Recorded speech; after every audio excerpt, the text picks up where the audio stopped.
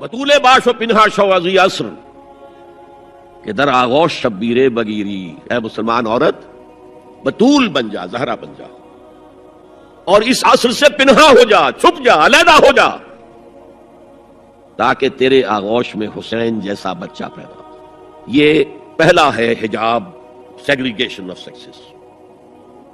میں نے ضیاء الحق صاحب سے کہا تھا، کیونکہ ان کی شورا میں شمولیت کی میں نے جو ہے دعوت قبول کر لی تھی، مشورہ دینا ہے۔ میں اپنے مسجد کے ممبر سے بھی مشورے بھی دیتا ہوں، تنقیدیں بھی کرتا ہوں۔ جیسے انگریزی کا محاورہ right from the horse's mouth, تو right into the horse's ears کچھ کہا جا سکے تو اچھی بات ہے۔ میں نے ان سے کہا آپ نے پی آئی اے کو ڈرائی کر دیا، شراب بند کر دی، اچھا کام کیا، بہت عمدہ کیا۔ دنیا تو یہی کہے گی نا کہ دقیہ روسی ہیں، چلیے برداشت کریں، لیکن یہ ایئر ہوسٹسز جو جاتی ہیں کرو کے ساتھ اور دو ہفتے باہر رہتی ہیں، یہ کون سے اسلام کی روح سے جائز ہے؟ عورت محرم کے بغیر حج کو نہیں جا سکتی، محرم کے بغیر عمرے کے لیے نہیں جا سکتی، اور یہ قانون تھا پاکستان۔ میں نے کہا آپ عورت کو نہیں جانے دیتے حج کے لیے، حالانکہ وہ ادھیڑ عمر کی ہوتی ہیں، عموماً بوڑھی ہوتی ہیں۔ ہمارے جوانی میں کون کرتا ہے حج؟ بہت شاذ۔ یہ تو آپ کو نظر آئے گا جاوا، سماٹرا، انڈونیشیا، ملائیشیا، وہاں سے جوان جوڑے نکاح کے بعد پہلا کام حج۔ ہمارے ہاں سے تو بڈھے ٹھیرے گئے ہوئے ہوتے، اور پہلے زمانے میں تو ان کو رخصت کر دیتے تھے کہ بس رخصت ہی ہو جائیں گے، یہ واپس نہیں آئیں گے اب۔ تو میں نے کہا یہ کون سا اسلام ہے؟ خاموش، چپ۔ میں نے کہا یہ ناشتے کی ٹرے اور کھانے کی ٹرے مرد نہیں رکھ سکتے سامنے۔ میرے خلاف باقاعدہ خواتین نے جلوس نکالے پاکستان میں جب میں نے پردے کی بات کی۔ گورنر سندھ کی بیوی جو ہے اس نے لیڈ کیا جب اس کو میں طالبہ کیا کہ ان کی ٹیلی ویژن کے اوپر جو ہے ان کا سامنے آنا بند کیا جائے۔ میں نے کہا ٹھیک ہے۔ بدا الاسلام غریبا ویسعود کما بدا فطوبی للغرباء۔ اسلام شروع ہوا تھا تو اسی حالت میں تھا کہ کوئی اس کو جانتا پہچانتا نہیں تھا، پھر جب اسلام غالب ہو گیا تو طاقتور کے تو سبھی دوست ہیں، سبھی پہچاننے والے، لیکن ان قریب اسلام پھر غریب ہو جائے گا۔ تو جو اسلام کی غربت کے ساتھ خود غریب ہو جائیں ان کے لیے مبارکباد۔ اسلام کا دامن نہ چھوڑے، چاہے انہیں کہا جائے کہ یہ تو بڑے ہی دقیانوسی لوگ ہیں، بڑے کٹر لوگ ہیں۔ میں نے اس زمانے میں چیلنج کیا تھا، مجھے بتاؤ کیا فرق واقع ہوتا ہے؟ آپ کہیں گے عورتوں کو اگر ہم گھر میں بٹھائیں تو ہماری اکانومی سفر کرے گی، آدھی ہماری جو ہے لیبر وہ کام نہیں کرے گی۔ میں نے کہا where there's a will there's a way۔ Cottage industry کا انتظام کرو، نمبر 1، گھروں میں بیٹھ کر کام کریں۔ دوسری جنگ عظیم کے دوران ایک بڑا علاقہ تھا دلی میں جس کا ہر گھر کارخانہ بنا ہوا تھا، کرخندار، یہ ایک قوم کا نام پڑ گیا، کرخندار۔ چھوٹی چھوٹی مشینیں لگی، کہیں بٹن بن رہے ہیں، کہیں بکسوے بن رہے ہیں، کہیں نکریں سل رہی ہیں، کہیں پینٹیں سل رہی ہیں، کہیں جو ہے کرتے سل رہے ہیں، قمیضیں۔ صبح کے وقت ٹرک آیا، خام مال دے گیا، شام کو آیا، تیار مال لے گیا۔ عورت نہ گھر سے نکلی، نہ باہر گئی، کچھ نہیں، اور کام کیا، کما لیا۔ کاٹیج انڈسٹری کا انتظام کرو۔ اسی طریقے سے ایسے یونٹ بناؤ انڈسٹریل جس میں عورتیں کام کریں، عورتیں سپروائز کریں، ورکنگ آورز کم رکھو تاکہ وہ اپنے گھر کا کام بھی کر سکیں۔ کرو۔ عورتوں کے ہسپتال میں عورتیں مرد، عورتیں مریض، عورتیں ڈاکٹر، عورتیں مریض، عورتیں نرسز۔ مردوں کے ہسپتال میں فیمیل نرسز کا کیا کام ہے؟ کیا میل نرسز نہیں ہوتے؟ اور کیا آرمی کے اندر جو فارورڈ یونٹس ہوتے ہیں کہ جو جاتے ہیں محاذ کے اوپر، ان میں کوئی عورت نرس جاتی ہے؟ میل نرسز جاتے ہیں، حالانکہ سب سے زیادہ نرسنگ کی ضرورت وہاں ہوتی ہے۔ کسی کا بازو اڑ گیا ہے، کسی کی ٹانگ اڑ گئی ہے، کسی کی پیٹ میں آ کر کسی بم کا ٹکڑا جو ہے لگایا، انتڑیاں باہر نکلی ہوئی ہیں، تو نرسنگ سب سے زیادہ وہاں ضروری ہے۔ وہاں تو فیمیل نرسز نہیں ہوتی، میل ہوتے ہیں۔ سیگریگیشن، سیگریگیشن، سیگریگیشن، یہ آگ اور پانی کا ملاپ درست نہیں ہے۔ تو بڑا، سب سے بڑا پردہ لونڈیوں کے مسئلے کی وضاحت۔ سوال نمبر 1، اکبر علی صاحب ہے، یہ اکبر علی بیگ۔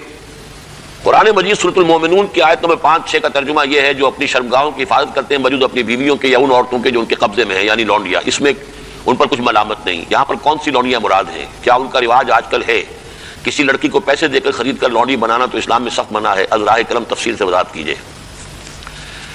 دیکھیے، اسلام میں صرف ایک نوعیت کا غلام یا لونڈی جائز ہے، اور وہ ہے اگر جہاد فی سبیل اللہ ہو اور اس میں پی او ڈبلیوز کی حیثیت سے جو کہ کمبیٹنٹ ہوں، کمبیٹنٹ جو کہ واقعتاً جنگ میں حصہ لینے والے ہیں، مرد اور عورتیں، جن کو آج کل پی او ڈبلیو بنا لیا جاتا ہے، کہ وہ جو ہیں پرزنرز آف وار، ان کو اسلام نے اجازت دی ہے کہ بجائے اس کے کہ مستقل اس میں کنسنٹریشن کیمپس میں پڑے رہے، وہ اس میں ان کو اسلامی معاشرے کے اندر جذب کرنے کے لیے ان کو تقسیم کر دیا جائے لوگوں کے اندر. یہ ہے در حقیقت اس کی غرض و غائد. اور وہ بھی ایسا ہو سکتا ہے کہ کہیں مبادلے کے اندر اگر شکل بہتر بن سکتی ہو تو اس کو بھی اجازت ہے، کہیں اگر سر فدیہ لے کر چھوڑ دینے میں کوئی قباحت نہ ہو تب بھی اس کی اجازت ہے. یہ سورہ محمد صلی اللہ علیہ وسلم کی آیت جو ہے اس کے تحت ہم پڑھ چکے ہیں. لیکن فرض کیجیے کوئی شکل ممکن نہیں ہے تو پھر کیا کریں؟ انہیں کنسنٹریشن کیمپس کے اندر رکھیں. وہ تو گویا کہ ایک مستقل لائبلٹی بھی یہاں پر ہو گئی، اور نمبر 2 یہ کہ ان کی اپنی زندگی اب نارمل ہو گئی. اس کی بجائے ان کو نارمل سوسائٹی میں جذب کرنے کا طریقہ یہ ہے کہ کلاس 2 سٹیزنز کی حیثیت سے وہ مسلمانوں میں اس معاشرے میں دے دیے جائیں. اس طرح کی جو خواتین ہوں گی ان کے ساتھ تعلق جو ہے جنسی وہ جائز ہے.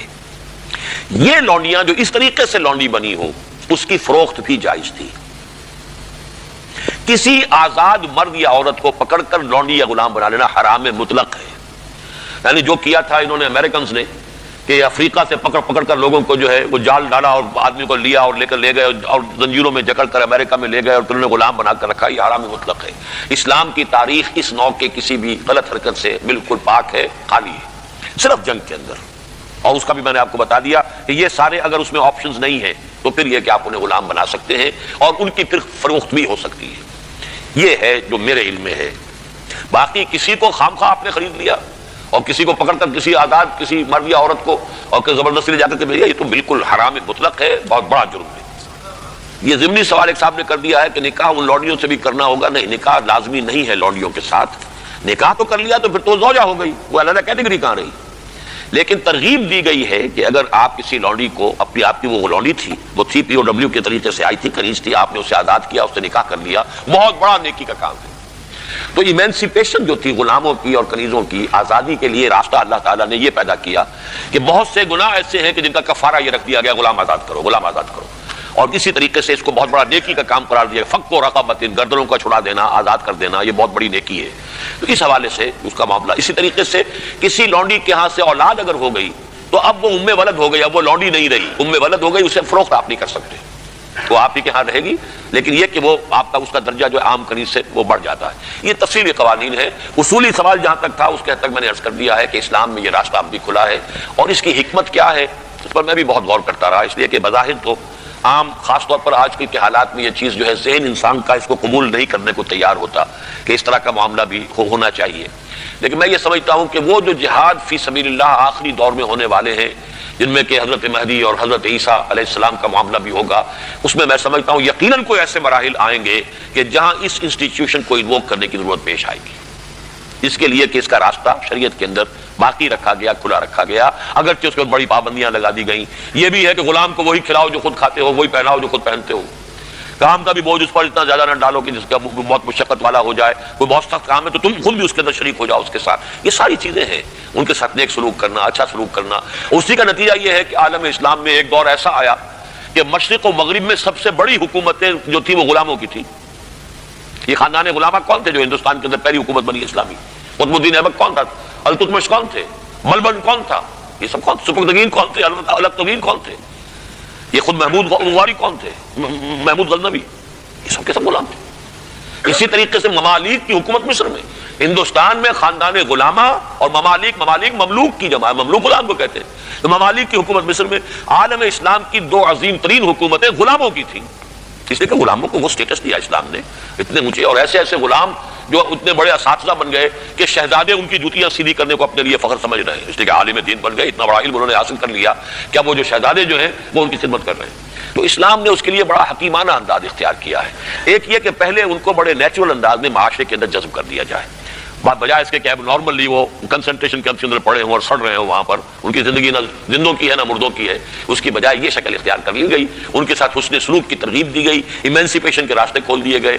باقی اس انسٹیٹیوشن کو بالکل ختم اس لیے نہیں کیا گیا میرے نزدیک واللہ عالم کہ اس انسٹیٹیوشن کو انووک کرنے کی ضرورت پیش آئے گی آخری دور کی جنگوں میں. واللہ عالم کہ ایمان دل میں آ گیا تو ایک کشاکش اندر شروع ہو جائے گی. میں اگر فرائیڈ کی اصطلاح استعمال کروں تو ایگو اور ایڈ یا لبیڈو میں تصادم ہوگا. آپ کے نفس کی خواہش کچھ اور ہے، ایمان کہتا ہے غلط. کشاکش ہوگی کہ نہیں؟ یہ اندرونی جہاد ہے اپنے نفس کے خلاف. جیسے فرعون نے کہا تھا الیس لی ملک مصر وہذہ الانہار تجری من تحتی، کیا میں بادشاہ نہیں ہوں مصر کا؟ مصر کی حکومت میری نہیں ہے؟ اور کیا یہ ساری نہریں جو ہے میرے نظام کے تحت نہیں چل رہی؟ اسی طرح برا نہ مانیے، ہمارا نفس کہتا ہے یہ جسم میرا ہے، میری ملکیت ہے، اٹس مائی ڈومین، میری خواہش پوری کرنی ہوگی۔ جیسے اس نے کہا میں نہیں جانتا کوئی خدا ہے میرے سوا اور میرے اوپر، میں نہیں مانتا، نفس بھی کہتا میں نہیں ماننے کو تیار، کیا حلال ہے کیا حرام ہے، کیا جائز ہے کیا ناجائز، میری خواہش پوری کرو۔ اس کے خلاف جہاد، یہ پہلی منزل کا جہاد ہے۔ اور آپ کو معلوم ہے 3 منزلہ عمارت ہے، تو بلند ترین تو ہے تیسری منزل، اہم ترین ہے پہلی منزل۔ پہلی منزل بنے گی تو دوسری بنے گی، دوسری ہوگی تو تیسری بنے گی۔ پہلی منزل یہ ہے اور اہم ترین یہ ہے۔ اسی لیے مولانا روم نے کہا نفس ماں ہم کم طرف فرعون نیست، میرا نفس بھی فرعون سے کم نہیں ہے، لیکن ایراعون نیست، اس کے پاس لاؤ لشکر تھا، اس نے زبان سے بھی کہہ دیا تھا انا ربکم الاعلی، میں ہوں خدا۔ میرا نفس بیچارہ اس کے پاس کوئی لاؤ لشکر نہیں، زبان سے تو یہ کچھ نہیں کہتا، اندر یہی کہتا میں بادشاہ ہوں اس وجود کا، میری مرضی پوری۔ اسٹرگل اگینسٹ دس بیسر سیلف، ایک سیلف ہے اونچی سیلف، خودی، انا، ایگو، اور ایک ہے یہ بیسر سیلف، یہ ہماری جبلتیں جو اندھی بہری ہیں، جو حلال اور حرام سے انہیں کوئی غرض نہیں، ان کے خلاف جہاد کرنا۔ آپ نے فرمایا صلی اللہ علیہ وسلم المجاہد من جاہد نفسہ، اصل مجاہد وہ ہے جو اپنے نفس کے خلاف جہاد کر سکے۔ تمہارے اندر یہ دشمن تو بیٹھا ہوا ہے، تکڑا ہے، تمہیں کنٹرول کرنا، چلے وہ باہر کے دشمنوں سے جہاد کرنے کے لیے، تم نے ٹانگے کو گھوڑے کے آگے باندھ دیا۔ اور ایک دفعہ حضور سے پوچھا گیا ای الجہاد افضل یا رسول اللہ، اے اللہ کے رسول سب سے افضل جہاد کون سا ہے؟ فرمایا ان تجاہد نفسک فی طاعت اللہ، اپنے نفس کے خلاف جہاد کرو، اسے اللہ کا مطیع کرو۔ یہ جو اندر کی کشمکش ہے، کشاکش ہے، یہ جہاد فی سبیل اللہ کا نقطہ آغاز، اللہ کا مطیع بنانا ہے نفس کو۔ اس کے ساتھ 2 سب لیول اور ہیں، اس نفس کو بھڑکانے والی ایک قوت ہے انویزیبل، اور ویزیبل بھی ہے۔ انویزیبل قوت سب سے بڑی ابلیس، شیطان، لعین، اور اس کے چیلے چاٹے جنات میں سے، اور ویزیبل میں انسانوں میں جو اس کے ایجنٹ ہیں، جو فحاشی کو کلچر کا نام دے، یہ اس ابلیس کے چیلے ہیں۔ ان کے خلاف جہاد نہیں کریں گے آپ، اگر آپ ان کے خلاف ایگریسو ایٹیٹیوڈ اختیار نہیں کریں گے تو آپ ان کے دباؤ میں آ جائیں گے۔